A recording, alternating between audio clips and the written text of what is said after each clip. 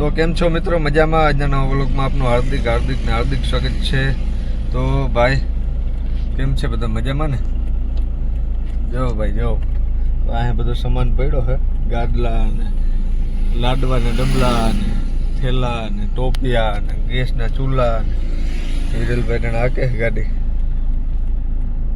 જો કેમ બેઠા છે ભાઈ? જો આખો જેવું છે ને, ક્લચ માટે પગ રાખીને આવેલું જવાનું ધીમે ધીમે.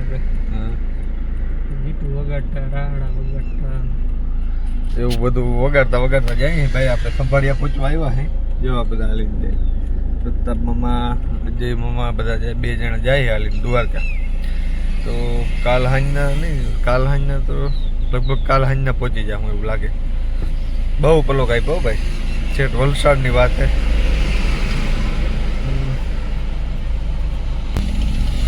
અને પછી ધીરે ધીરે ગાડી આપી ને ભાઈ, એ વહમી લાગે. શું કેવું વિરલભાઈ?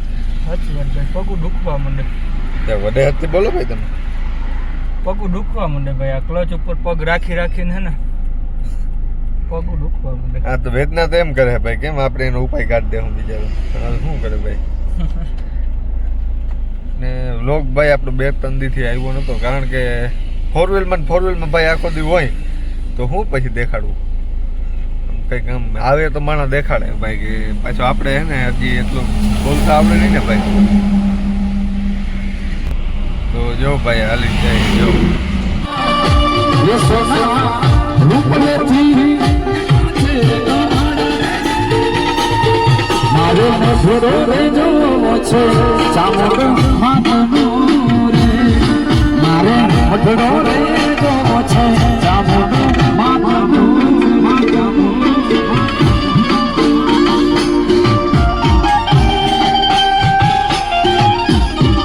દ્વારકાધીશ.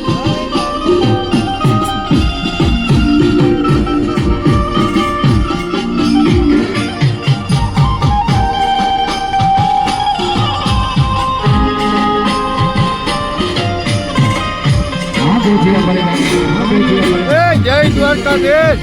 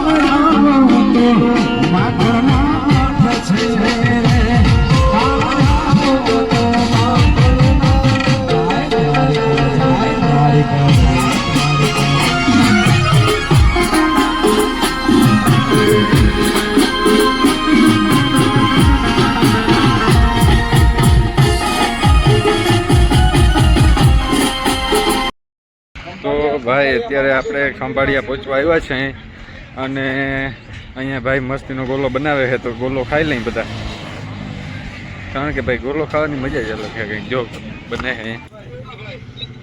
છે પાછળનો ભાગ દેખાતો નથી.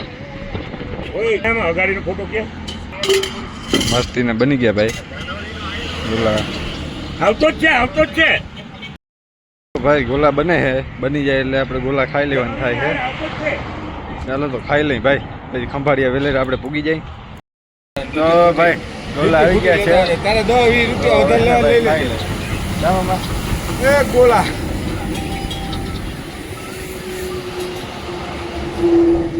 કેવા હે મામા?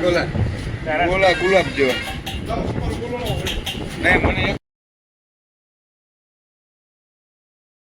ભાઈ ગોલો આવી ગયો છે હલવા જેવો.